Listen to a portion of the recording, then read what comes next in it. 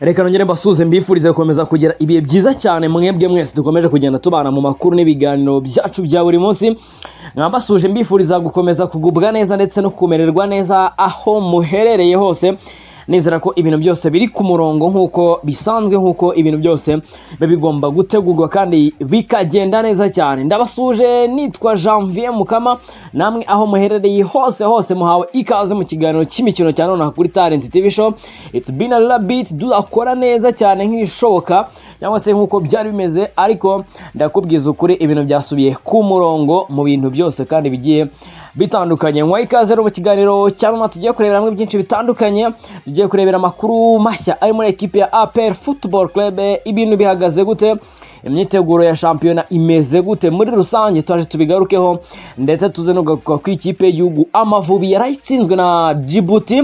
Ibintu bya mbere bari mu mateka mu mupira w'amaguru, kubona u Rwanda rutsindwa na Djibouti ni mu mikino iyariyo yose. Nkwa ikaze rero ku buryo burambuye wowe uherereye mu bice bitandukanye. Icyo musaba ni ugukanda subscribe, bakanda ugatanga n'ibitekerezo ugiye muri commentaire, ibintu byose bikarushaho kugenda bigenda neza cyane gatanu kuri gatanu kabisa. Ikaze rero ku buryo burambuye. Ku mugoroba nibwo ekipe y'Igihugu Amavubi yakinaga umukino wa mbere, umukino ubanza wo gushaka etike ya CHAN izabera muri Kenya, Tanzania ndetse na Uganda. Aya makipe yombi Djibouti n'Amavubi bikaba byari bimanutse mu kibuga baje gushaka amanota atatu cyangwa se intsinzi ya mbere y'umukino ubanza. Ni mu gihe benshi bari bategereje ko Amavubi aza gukubita nka Djibouti bitego 6-5 bingahe, ariko ibintu byarahindutse, umupira barawumenye, abatoza bamwe na bamwe ibintu byaranze. Ikintu cyo nakubwira cyo nuko Djibouti ntago ari ikipe yo kwisukirwa, wagira ngo umutoza Trustin Special yarabizi ariko ibintu bigomba guhita bigenda. So ekipe y'Igihugu Amavubi yari yabanjemo abakinyi barindwi bakinira ekipe ya APR Football Club, harimo umwe ukinira ekipe ya Rayon Sport, babiri bakinira Rayon Sport ndetse n'umwe ukinira ekipe ya Polisi n'undi wa AS Kigali. 11 bari babanje mu kibuga barimo Niyongira Patience n'umunyezamu akina ikipe ya Police Football Club, Claude ni umugabo wa APR Football Club, Dushimimana Olivier wa APR Football Club, yabivuze Oze wa AS Kigali, akaza Muhire Kevin wa Rayon Sport, Nibizi Ramadan wa APR, Nshimimana Nisu wa APR, akaza Murenga Fitina wa Rayon Sport, Ruboneka Jean Bosco wa APR Football Club ndetse na Tuyisenge Arsene Tuguma wa APR Football Club. Aba nibo bari babanje mu kibuga ubwo Amavubi arimo aracakirana ekipe ya Djibouti, bikaza kurangira ekipe nationale itsinzwe. Byaje kurangira ikipe y'Amavubi itsinzwe, abantu bavuga bati noneho ko kabaye, ikipe ya Djibouti itangiye gutsinda u Rwanda muri ubu buryo bworoshye gutya. Ariko guys, wena nubwo dushobora kubivuga muri ubu buryo ukumva abantu turimo turabifata mu bundi ni ibintu bibabaje, gusa icyo kwishimira ku rundi ruhande nuko ekipe ya APR Football Club iri kugaragaza ko anytime, igihe cyose ekipe y'igihugu ikenera ekipe ya APR Football Club mu kintu kijyanye na ekipe nationale nkuko CDS aheruka kubivuga. Ekipe y'Amavubi urebye abari mu kibuga wabonaga ko bafite ubwo bushobozi bwo gutsinda Djibouti, ariko byanze biragorana.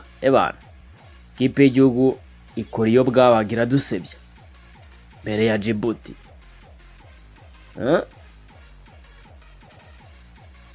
Gutsindwa imbere ya Djibouti byibasara ahantu z'ikipe ya Djibouti yizitsinda Amavubi, yaba mu bana, yaba mu bagore, yaba muri volley, yaba no mahe ahantu muyizi mumbwire. Djibouti n'aba batoza bacu ba Torosteri na ba Jimmy Mulisa, ibintu bari kudukorera ni ibiki?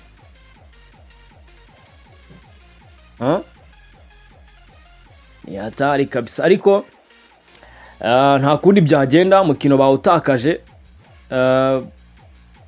ibintu bizagenda bihinduka, buriya ntago twamenya, ntawamenya ibintu bizahinduka, ariko ni hatari kweri yango bihinduke bimeze gutya, zirita ziri muri ubu buryo, tsinda Djibouti gukubita nta kintu wikanze. Ntago ari kimwe mu bintu wenda navuga ko bishimishije abanyarwanda muri aya masaha, kuko ntago wavuga ngo umunyarwanda arishimye yatsinzwe na Djibouti. Oya, byaba ari amakosa, ariko cyo kwishimira ku ruhande rw'abakunzi ba APR Football Club, nuko ikipe yabo imeze neza. Abakinnyi muri ekipe y'igihugu 7 babanzamo n'aba APR Football Club. It's a great achievement, biragaragara ko noneho APR Football Club ifite itandukaniro, ari ikibazo cy'igihundi igatangira gukubita buri muntu wese, igakubita umwisi n'umugenzi.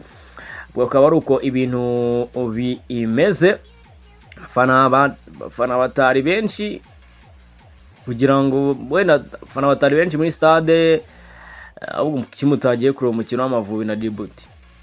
Mwari mubizi, tukaba turimo turagira ibingiye. Mwari mubizi ko ikipe y'igihugu iri butsindwe? Mutabeshya, ntago mwari mubizi. So katubireke Amavubi rero nyuma yuko atsinzwe, Trosten utajya ubura icyo avuga, ngo mbere uko mbivonjya kuri APR, Trosten imbere yuko agira ibyo avuga ati iki nta gisebo kuko ikipe yacu si Brazil. Umutoza w'ikipe y'igihugu Amavubi Trosten Frank Spitzler yagaragaje ko gutsindwa na Djibouti nta kimwaro kibirimo, kuko ekipe ye atari Brazil, kandi mu mukino utaha yizeye gukosora amakosa yakozwe. Ibi ni bimwe mu byo yatangarije mu kiganiro yagiranye n'itangazamakuru kuri iki cyumweru tariki ya 27 z'ukwezi kwa 10, ubwo Amavubi yari amaze gutsindwa na Djibouti igitego 1-0. Trosten yavuze ko umutoza wa Djibouti Abdelrahman Okier Hadi yagerageje kwiga amayeri y'umukino kandi akamukunda, ariko mu mukino utafite icyizere cyo kubona amanota 3. Yavuze ko abantu badakwiriye gusuzugura ikipe iyo ariyo yose, kuko imikino yose iba ikomeye. Ati turacyafite amahirwe kubona 1-0, tuzakora cyane kugira ngo dutsinde, ariko atari bya bindi abantu bari bazi ngo tuzasinda 5, 10 n'ibindi. Buri mukino urakomera kandi uyu munsi twabibonye. Uyu mutoza kandi yavuze kuri ba rutahizamu be batari beza muri uyu mukino, ashimangira ko hari byinshi bagakwiriye kuba bazi, gusa ibyo ngibyo akaba ntacyo abashinja, ibyo abakinnyi akaba ntacyo abashinja. Ati twagize imyitozo myinshi harimo no gutsinda, kandi ikipe yanudutsinze ntabwo ifite abeza kuturusha. Akazi k'umutoza no kuza akamarana abakinnyi icyumweru ibyo gutsinda guterera kure nko muri metero 40 ni ibintu umuntu aba yarigiye mu mabyiruka cyangwa se mu ma ekipe asanzwe. Ntabwo n'indi ibintu byose nshobora kubereka ibyo bakora aho bahagarara cyangwa uko bagenda, reka twirengagize ibyabaye, gusa bakoze neza bima n'icyizere cy'umukino ukurikira. Imyitozo myinshi nicyo gisubizo. Avuga ku gutsindwa n'ekipe benshi bumvaga yoroshye, agize ati mu by'ukuri ntabwo ari gisebo niko mbitekereza. Ikipe yacu si Brazil, iyo iza kuba ari Brazil byari kuba ari ikimwaro, ariko ikipe yacu si Brazil. Ntekereza ko tudafite ikipe mbi, nta nubwo izaba mbi, umusaruro watunguranye, ariko twakora byinshi byiza. Ikipe y'igihugu ya Djibouti yari yakiriye Amavubi ku mukino ubanza w'ijonjora wo kwishyura uzakirwa n'u Rwanda kuwa 4 tariki 31 ukwezi kwa 10 2024. Birumvikana ikipe izakomeza hagati y'ibi bihugu byombi, izahura n'izakomeza hagati ya Kenya na Sudani y'Epfo mu ijonjora rya kabiri rizaba mu kwezi kwa 12, mu gihe cyane 2024 izaba mu kwezi kwa kabiri 2025 kazakirwa na Uganda na Kenya. Nkuko nabivugiye, ekipe ya Sudan na Kenya ku munsi w'ejo, ekipe ya Kenya itsinzwe na South Sudan ibitego 2-0 muri rusange. Ikindi nakubwira mbere yuko wenda tuva kuri ekipe y'igihugu Amavubi, nuko hari abakinnyi 4 bongerewe muri ekipe y'igihugu Amavubi bagomba gukina na kwa 4, nyuma yuko nyuma yuko umutoza abonye ko ikipe iri kuri bimwe na bimwe ikipe y'Amavubi iratsinzwe, Frank Spichler yongeyemo abitwa Bakanamugire, Nizeyimana Baraka, yongeyemo Nizeyimana Baraka wa Marine, Kanamugire wa Rayon Sport, Niyonkuru Sajati wa Etincelle ndetse na Onesme wa Vision heruka gutsinda hat-trick ejo bundi ubwo Vision yari yanyagiraga ekipe ya Marine Football Club. Kanamugire wongeye mu Mavubi asanzwe akina kuri gatandatu muri Rayon Sport, mu gihe Niyonkuru Sajati akina aca ku mpande muri Etincelle, mu gihe Nizeyimana Mubaraka ndetse na Twizerimana Onesme ari ba rutahizamu. By'umwihariko Onesme aheruka gutsinda ibitego 3 muri bine Vision yanyagiye ekipe ya Marine kuwa gatandatu, mu gihe kandi Amavubi azakina umukino wo kwishyura kuwa kane, aho asabwa gutsinda ibitego 2 kuzamura. Ekipe izakomeza hagati y'u Rwanda bikubwiye igomba guhura na Kenya cyangwa se Djibouti muri na Kenya cyangwa South Sudan cyangwa Sudan y'Amajyepfo ejo ubundi kabisa. Akaba ari uko ibintu bimeze, ndetse akaba ari nuko gahunda imeze ku ruhande rw'ekipe nationale Amavubi. Ese urabona umutoza akwiye guhindura iki? Ese ibyo avuga bifite ishingiro?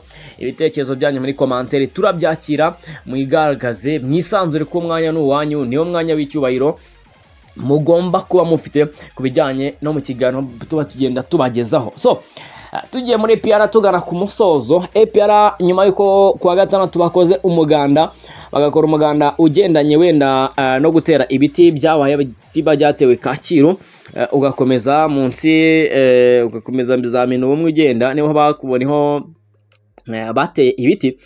Ekipe ya APR Football Club yasubukuye imyitozo, ibintu byari bimeze neza cyane. Imyitozo iraza gusubukurwa uyu munsi, ibintu bimeze neza, bari gutegura kugaruka kwa shampiyona.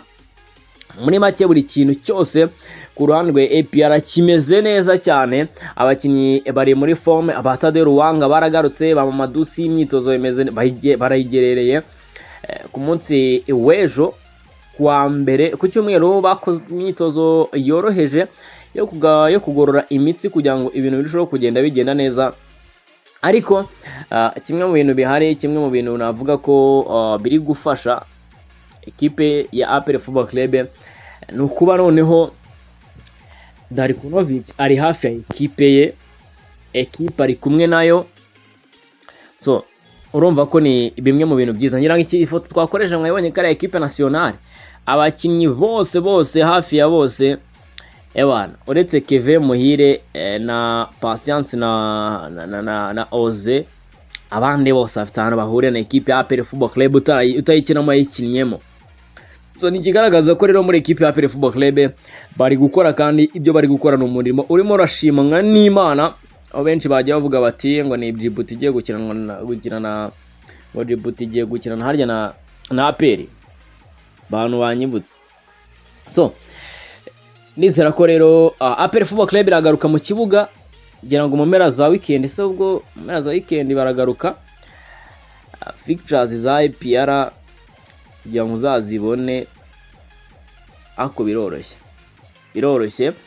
APR iragaruka mu kibuga ikina nande ku mukino w'umunsi wa gatandatu, kandi nabyo byose mbikubwire ubwo tugenda ibintu byose tubizi, tugendane ngiye namwe buri kimwe tukizi tukireba, buri kimwe tuzi ngo gahunda zisitaye gute. APR iragaruka mu kibuga ikina nande kuri journée ya 7 kugira ngo uzabone imvandimwe yanuza ya nta nubwo yaba Pained nicyo kibazo ya fixtures za champion. Ibi kibazo cyane ubundi agakwiye kuri Pained ibintu byose umuntu akaba yibona bitagoranye. Okay, gusa ni APR Football Club n'imyitozo imeze neza, abakinnyi bose barahari, nta numwe ugifite ikibazo cy'imvune, nta numwe urwaye. Gahunda nimwe ihari niyo gukubita buri muntu wese utambutse, nta kibazo na kimwe gihari, niyo gahunda ihari. So bakaba bari kuvuga ngo kimwe twavuga aka kanya mbabarire, nuko abakinnyi ishyorongi bameze neza, abahuye n'abafana ejo bundi murabyibuka, abafana mwari muri kumwe mu muganda, ibintu byagenze neza. rwose ndumva nta n'impamvu yo kuvuga ngo ibintu ntabwo byari bimeze neza ejo bundi mu muganda. Narababwiye ati mugende kipe nihiri ibintu byose biri ku murongo. Fixtures za APR mone mbabwire Nyamukandagira iragaruka mu kibuga ryari irabikina nande? Iragaruka mu kibuga ryari imanuka mu kibuga nande? Aho ngaho ibyo byo rwose mwitegure kubi imbaza kandi mbirebe neza cyane. Fixtures zasohotse mu kwa 7 ni kera bundi kuzishakisha kugira ngo byibura twicire tuzi ngo gahunda zimeze gutya, twicire tuzi ngo buri kintu kiri ku murongo muri uburyo muri rusange kabisa. Kandebe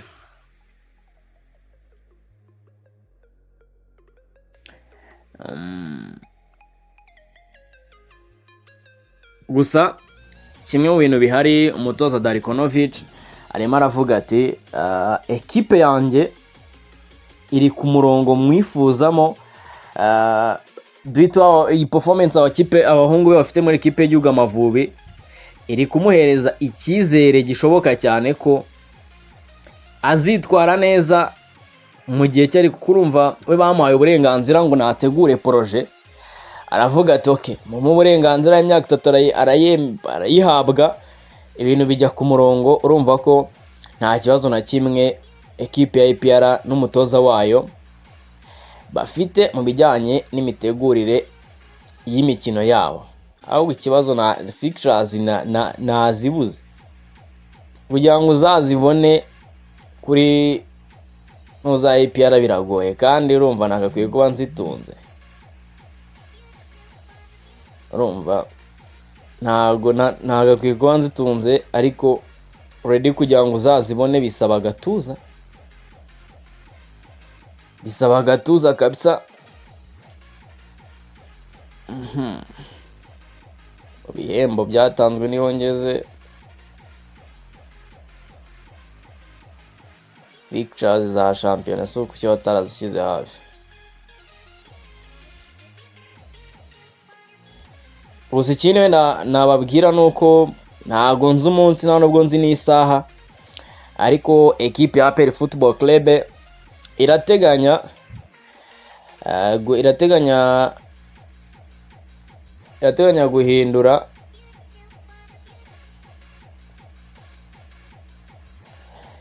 guhindura umuterankunga bambara ku myenda. Yakaturebe nangira ngo nayibonye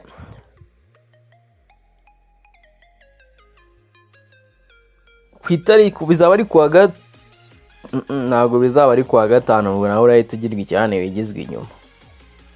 Bone ku itariki ya mbere nibwo twagombye gwa turi gukina ekipe ya Gorilla saa 12 kuri Pere. Ikindi ndibutse ikindi ni inkuru zaje ejo bundi muri weekend, match ya APR na Rayon Sport. Match ya APR na Rayon Sport ni match izaba ku itariki 7 z'ukwezi kwa 12, derby izaba ku itariki 7 z'ukwezi kwa 12 kabisa. So ngira ngo APR Football Club ni ibyo imyitozo imeze neza, bari kwitegura kugaruka bakina na Gorilla. Sinzi umukino rigizwe inyuma ho gato kugira ngo ibintu bifashe ekipe ya APR Football Club. Ndizako rero aruko ibintu bimeze. Imana ibarinde tuzegura amahari makuru yacu ataturebera ngo byinshi bitandukanye n'andi makuru aza kuba agezweho. Nitwa Janvier Mukama, Imana ibarinde.